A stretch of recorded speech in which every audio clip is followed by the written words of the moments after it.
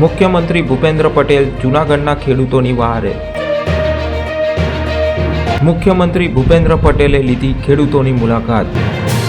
ખેતરોમાં જઈને પાકની સ્થિતિ અંગે જાતે તપાસ કરી। કમોસમી વરસાદથી અસરગ્રસ્ત વિસ્તારોની મુલાકાત લીધી।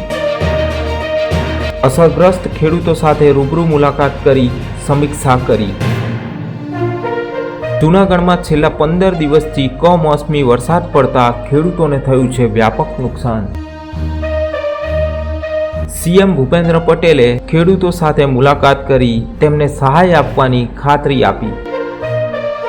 સીએમ ભૂપેન્દ્ર પટેલની આ મુલાકાત દરમિયાન જૂનાગઢના સાંસદ રાજેશ ચુડાસમા પણ તેમના સાથે હાજર રહ્યા।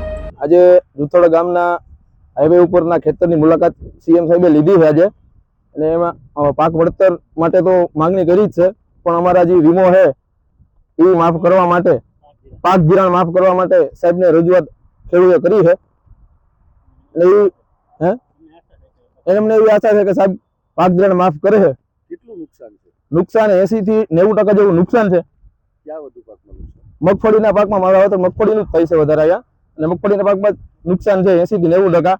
અત્યારે આ પાથરા ફેરવા માટે મજૂર પણ મળતા નથી, અને ઝેરી સાપનું અને વીછીનું આવો ઉપદ્રવ છે વરસાદને કારણે, માવઠાને કારણે। શિયાળુ પાક વાવવામાં 15 દિવસ લેટ થઈ ગયા। અહીંયા પાણીની પરિસ્થિતિ કોઈ છે નહીં, પાણી છે જ નહીં આ વિસ્તારમાં।